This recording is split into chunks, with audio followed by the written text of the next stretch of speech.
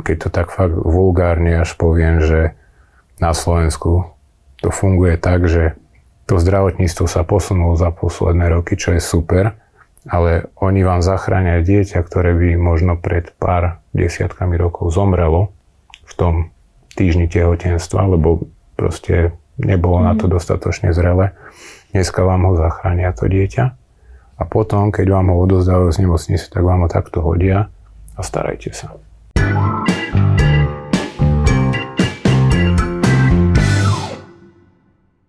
Juraj Balach, dobrý deň, vítajte u nás. Dobrý deň. Ďakujem veľmi pekne, že ste sem k nám merali cestu a našli ste si na nás čas popri všetkých svojich povinnostiach. Ja len takto na úvod vás krátko predstavím, že ľudia vás môžu poznať ako úspešného hokejistu a taktiež určite mnohých ľudí chytil za srdce aj váš príbeh, keďže ste sám na 2 detičky, lebo vaša manželka pred takmer 10 rokmi žiaľ zomrela. Ale ešte predtým, ako sa dostaneme k tej ťažšej časti príbehu, tak ja viem, že vy teda vystupujete aj pred kamerami, máte svojich fanúšikov a podobne, ale viete nám takto na úvod možno povedať niečo, čo o vás mnoho ľudí nevie, že kto je vlastne Juraj vo svojej podstate? Tak to je veľmi náročná otázka, ale ja si myslím, že som proste taký úplne obyčajný, normálny človek. Nemyslím si, že mám potrebu sa na niečo hrať. Väčšinou som človek taký, že čo mám na mysli, na jazyku, tak to aj poviem, že si nedávam nejako servítky pred ústa. Možno veľa ľudí ma za to aj nemá rado, ale vravím, mám rád svoju rodinu, mám rád svoje deti, svojich rodičov, svojich blízkych a tým nejako žijem, hej, že v podstate nemyslím si, že mi nejako viac k životu treba, ako sú určite nejaké veci, ktoré by som chcel, alebo pre svoje deti, ale čo sa týka mňa ako mojej osoby, tak ja som spokojný s tým, čo mám. Čiže ja som nespokojný človek, ja som možno jeden z mála takých tých spokojnejších ľudí, keď možno nie som nejaký veľmi usmievavý, ale určite som rád za to, čo mám. Vy svoj čas naozaj venujete hlavne práci, taktiež aj dennému štúdiu na vysokej škole a popri tom sa samozrejme hlavne venujete deťom, s ktorými vám výrazne pomáha aj vaša rodina. Vy ste na ne teda, ako som už uviedla na začiatku, zostali sám, pretože vaša žena zomrela len rok po vašej svadbe. Bola v tom čase tehotná, dostala krvácanie do mozgu. Toto prišlo nejako, že náhle, alebo tam aj boli nejaké náznaky, že má ona zdravotné problémy? Takto, keďže aj na internete sa samozrejme veľa kadejakých špekulácií v tom čase objavovalo, tak moja žena vlastne trpela na malformáciu, AV malformácia, to je taký zhluk malých cievok v mozgu. Je to vrodená vada a ona behom svojho života absolvovala nejaké ožarovania v nemocnici Motol v Prahe. S tým, že v podstate po tých ožarovaniach gamma nožom sa tie cievky mali zaceliť a viac menej to nemalo byť nebezpečné. Ona následne na to dostala prakticky od neurologa nejaké papiere a tak, že môže lietať, môže sa potápať, čiže nejaké tlaky do hlavy jej nemali robiť problémy, môže byť tehotná, môže proste žiť ako normálne zdraví ľudia. No, ale bohužiaľ opak bol pravdou. No. Čiže vôbec sa nepredpokladalo, že takéto niečo by sa mohlo stať, keď podstúpila aj tento zákrok? Tak oni vraveli, že nie, ale ja osobne si myslím, že ona na to, že bola menšieho vzrastu, aj taká malinká, tak ako nosiť 2 deti, to si myslím, že už samo o sebe je obrovský tlak a čo vlastne do dnešnej nejakej dodnes nechápem je to, že prečo ona vlastne nebola na rizikovom tehotenstve. Že ju tam nedali skôr možno? Ja som v podstate na ňu tlačil, aby ona išla do nemocnice a ona stále hovorila, že na vyšetreniach jej hovoria, že to nie je potrebné a proste stalo sa, čo sa stalo. Stalo sa, čo sa stalo, tak ne. Ale vravím, nechcem ja akože niekoho viniť alebo čo. Vedeli sme, že nejaký ten problém tam bol, ale v podstate nám bolo povedané, že ona je zdravá. Tak preto sme akože vlastne chceli mať aj spolu deti a tak. A hlavne ste aj verili lekárom a ich úsudku. Tak. Rozumiem. Máte dcerku Amalku a syna Jirguša. Oni sú teda dvojičky, narodili sa predčasne v 25. týždni tehotenstva. Lekári naozaj robili všetko, čo bolo v ich silách, aby ich zachránili. Že bolo to naozaj veľmi ťažké. Ja si nedokážem ani predstaviť túto situáciu, keď sa v nej rodič ocitne. Vy si pamätáte niečo z týchto kritických dní? No, ono v podstate tým, že žena mala už predtým, ako cisárskym rezom vyberali deti, mala mozgovú smrť. Takže ona prakticky už nežila, ona len ako, poviem to tak hnusne, len dožívala, aby tie deti čo najdlhšie boli v podstate v bruchu, hej, v tom prírodzenom svojom prostredí.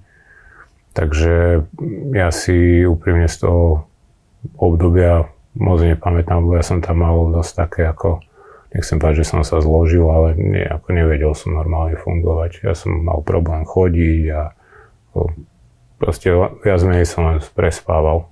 To si pamätám, hodinu som spal, 10 minút som fungoval, potom zase som spal. Taký extrémny stres a vypätie, že som viac menej ja z toho obdobia nejako nič nepamätám, až vlastne potom, ako tie deti boli vybraté, dané na neonatológiu do inkubátorov, tak tam zrazu tak ako keby mi cvaklo, že aha, už je čas sa ako prebrať a máš tam 2 deti a treba niečo ako robiť. No a vravím, tie prvé 2 týždne boli veľmi náročné na tej neonatológii, lebo bojoval o život tým, že on bol extrémne nedozretý. Ešte tam bolo aj nejaké poškodenie tým, že on v podstate z brucha išiel ako druhý von. Takže on mal tú smolu, že on bol inak uložený ako Amalka, čiže on nemal prístup k kyslíku počas toho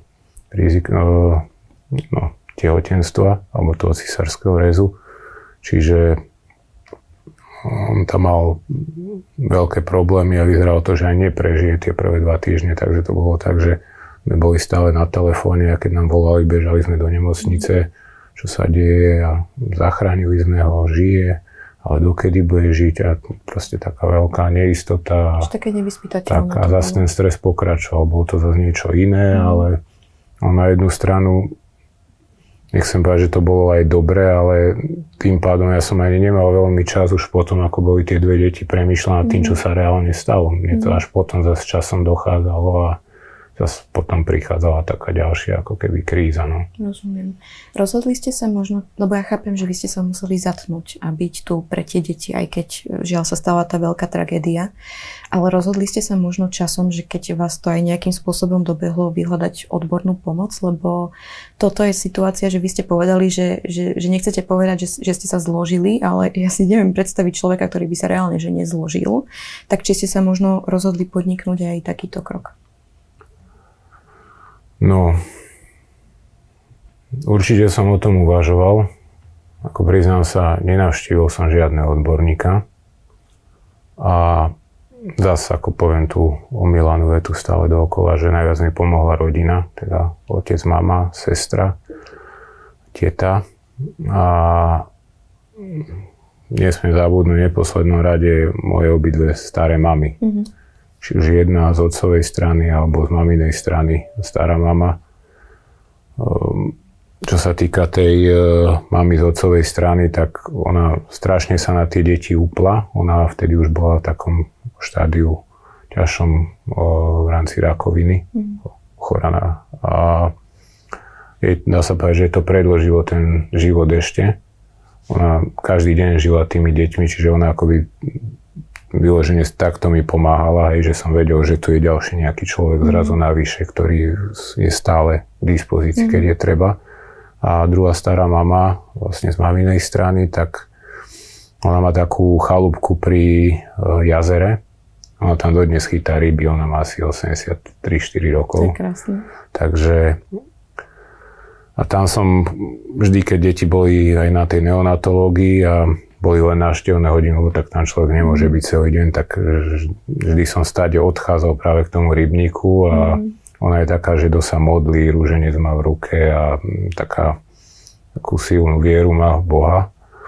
Tak vždy sme tam sedeli a ona mi vždy rozprávala, modlila sa a dobre to dopadne a uvidíš, detičky budú v poriadku. A proste ona mi dávala takú nejakú silu a môžem to povedať, že v tej chvíli a v tom čase to bola pre mňa taká akoby tá pomoc, taká, že možno suplovala toho psychológa. Ako určite to nebola odborná pomoc, ale vtedy mi to pomáhalo dosť. No. To je dôležité, že vám to presne takto pomáhalo. Tak.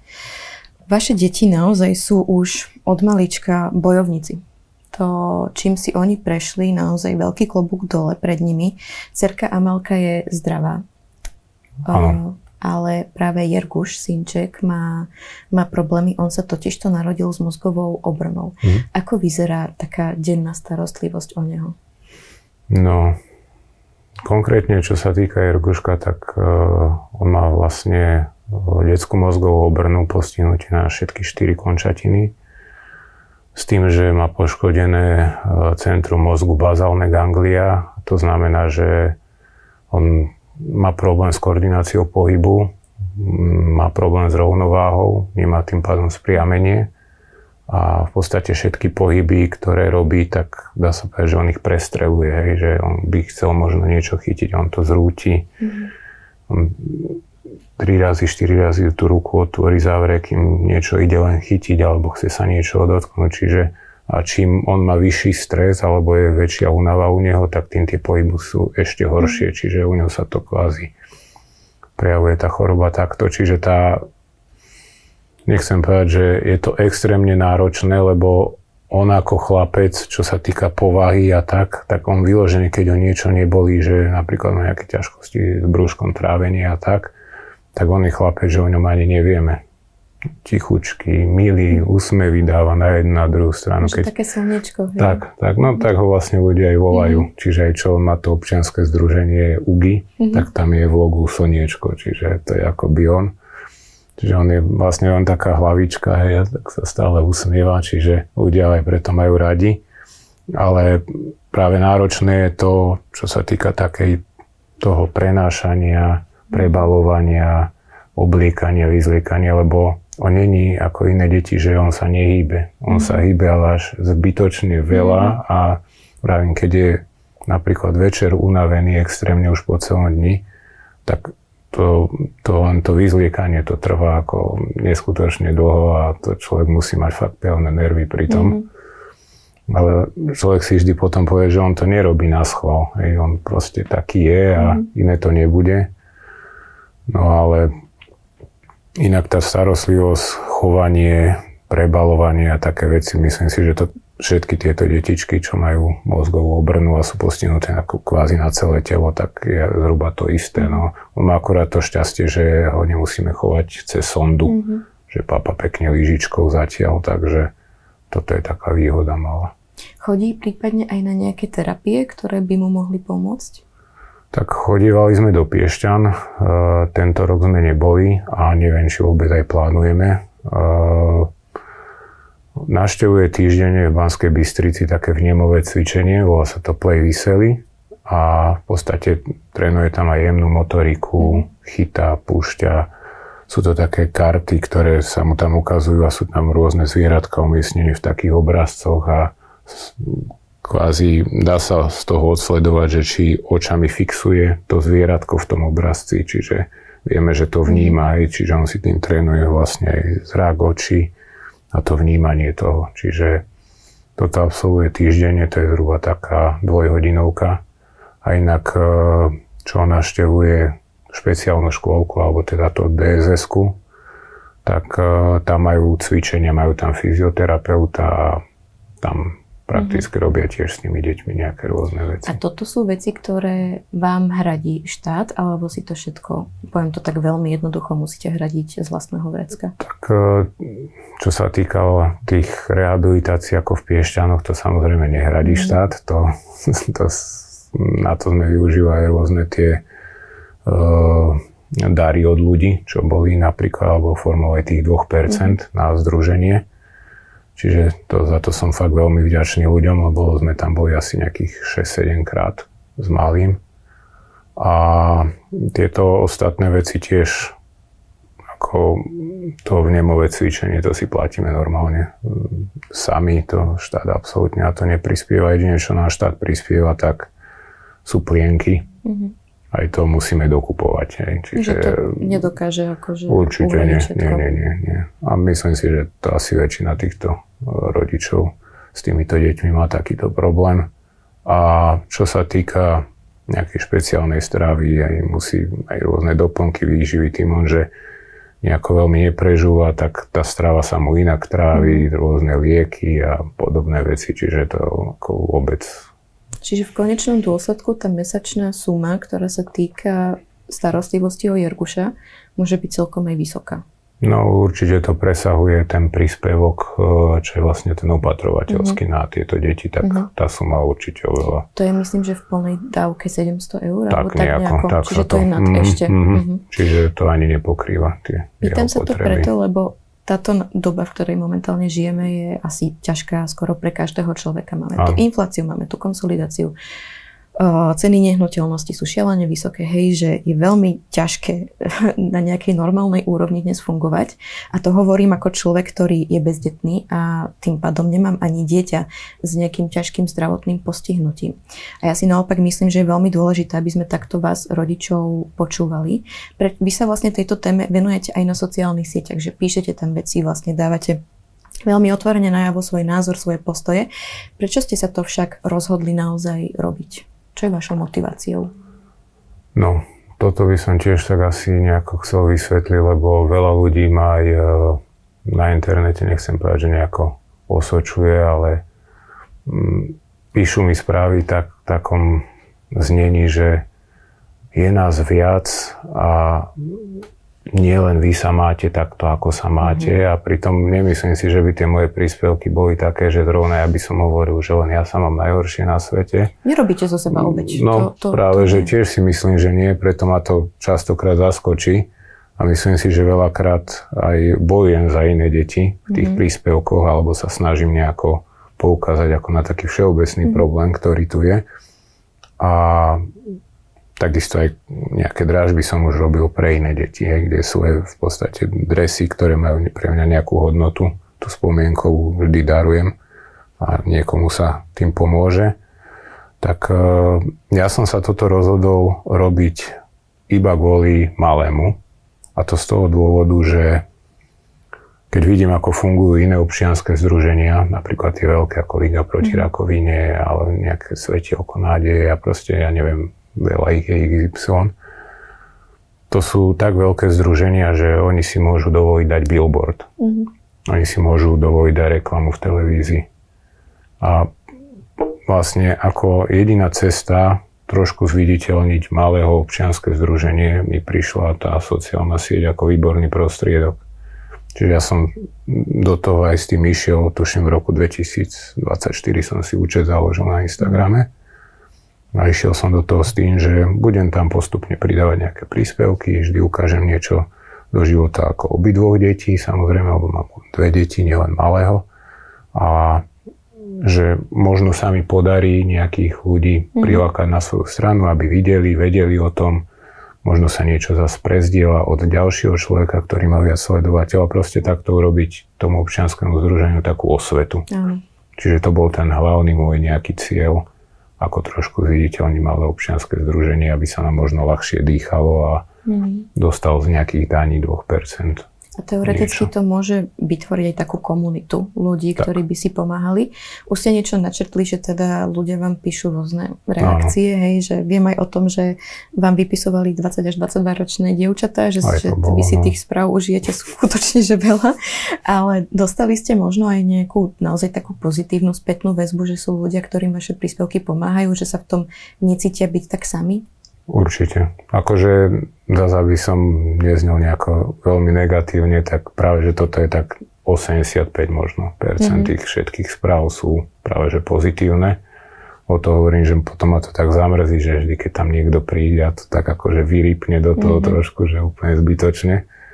Takže, ale fakt je, tých pozitívnych správ je strašne veľa. Mňa akurát tam vždy trošku zamrzí, že niekto kričí o pomoc, že ja neviem, poviem príklad, nechcem menovať ani tak, že sme rodina, žijeme niekde na východe Slovenska, na vidieku. Syn nemá na kúpacie lehátko, neviete nám nejako pomôcť. Pozriem sa, 800 €, vrajím, to je strašné, ako to naozaj niekto nemôže im zo štátu, takúto vec a to dieťa sa musí každý deň umývať, že to bez toho sa neokúpe a vrajím, takýchto ľudí je strašne veľa, že prídu a hovoria, pán Valach, skúste nejako, nedá sa niečo, spýtajte sa niekoho, alebo ako to vyrobíte a proste hľadajú návody. A ja viem, že existujú na Slovensku aj rôzne takéto tie centra v tej časnej intervencie a také tie osvetové strediska, kde nejako dávajú ľuďom nejaký návod, ako žiť s týmito deťmi, ale keď to tak fakt vulgárne až poviem, že na Slovensku to funguje tak, že to zdravotníctvo sa posunulo za posledné roky, čo je super, ale oni vám zachránia dieťa, ktoré by možno pred pár desiatkami rokov zomrelo v tom týždni tehotenstva, lebo proste nebolo na to dostatočne zrelé. Dneska vám ho zachránia to dieťa a potom, keď vám ho odovzdávajú z nemocnice, tak vám ho takto hodia a starajte sa. Nemáte ani žiadne informácie? Nie. Potom možno niekto príde, povie vám, bude asi postihnutý, to sa dozviete možno až časom, lebo to dieťa sa nedá zdiagnostikovať hneď. Čiže oni vám prakticky hodia dieťa, s ktorým vás čaká 1 1500 starostí a ste na to sami. Hej. A teraz čo? Platíte si celý život nejakú zdravotnú, ako sme sa bavili, odvody a tak, čiže čo vy z toho reálne máte? Štátu ste dali strašne veľa peňazí na takéto veci a oni potom, keď vám majú niečo dať, tak vždy musíte čakať, vypísať 1 500 000 papierov, dať si žiadosti na nejaký kočík alebo čo. A oni vám ho akože šťastie preplatia, niekedy vám ho preplatia aj celý, keď máte šťastie, fakt. A to dieťa vám vyrastie za rok a pol z toho kočíka, potrebujete ďalší. Ale musíte čakať, dajme tomu ešte ďalší rok, lebo nemáte nárok zatiaľ na nový. To nemôže takto fungovať. Keď to dieťa raz je choré, ono samo si nevie pomôcť. Tým pádom jedine len tí rodičia mu vedia pomôcť. A keď tí rodičia sú v nejakej núdzi, alebo teda finančnej tiesni, lebo tak dneska na Slovensku je strašne veľa ľudí vo finančnej tiesni, nielen títo ľudia s chorými deťmi, hej. Čiže kde je ten štát, sa pýtam. Takmer 1 000 000 ľudí je vlastne na hranici tej chudoby, že sú ňou ohrození. Takže ako, kde je ten štát? Oni, ako vravím, ja som tak unavený, ja zapnem televízor a na mňa tam vždy nejaký politik vyskočí. Ja som už unavený z toho, ja to musím normálne vypnúť, lebo mi to len tlak dvíha. Lebo tí ľudia reálne nevedia, čo sú to problémy. Nevedia, ako takíto ľudia majú problémy, s čím sa denne musia potýkať, čo ich čaká, keď chcú si z niečo zažiadať o nejakú pomôcku alebo niečo, tak oni vyložene tam musia žobroniť, hej, na tých úradoch a to je hrozné. A dúfajú, že dostanú aspoň ten opatrovateľský príspevok v plnej výške a aj to vlastne o neho musia aj niekoľko mesiacov bojovať. Tak. To je v tom. Je každopádne skvelé, že naozaj ste hlasom týchto rodičov a bolo by skvelé, keby akože ešte viac ľudí sa takto ozýva, ale zároveň je pochopiteľné, že nie každý má na to možno kapacitu popri všetkých problémoch, ale keby sme si to vedeli nejako v krátkosti ešte zhrnúť, tak čo vám chýba najmä zo strany štátu? No, veľa vecí. Ale nie, tak vravím, čo sa týka hlavne týchto pomôcok, lebo bez nich tie deti nevedia fungovať. Čiže to dieťa, ako náhle vyrastie a už tá pomôcka mu nie je dobrá, alebo tá pomôcka sa môže aj zničiť. Ja poviem príklad, môj malý, on pri tom, ako sa stále hýbe, tak on ten kočík v podstate za rok a pol úplne zdevastuje. Toho potom vždy tam len nejaké časti vymieňame a svojpomocne znovu čalúnime, ja neviem, čo robíme s tým, takže toto by malo určite lepšie fungovať. Na Slovensku je nejaké dieťa, je nejaký výstup od doktora, že je ťažko zdravotne postihnuté, potrebuje toto, tak by to malo automaticky dostať. A nie žiadať, prosiť na kolenách a neviem čo, to už kde žijeme. A to mne sa zdá, že to je až také ako keby na hlavu padnuté celé toto. ako to funguje. Vy ešte dokážete veľa vecí teda financovať, lebo ste profesionálny hokejista. Mám to šťastie, no zatiaľ. Áno, ale premýšľali ste už možno, že čo bude, keď skončíte s kariérou?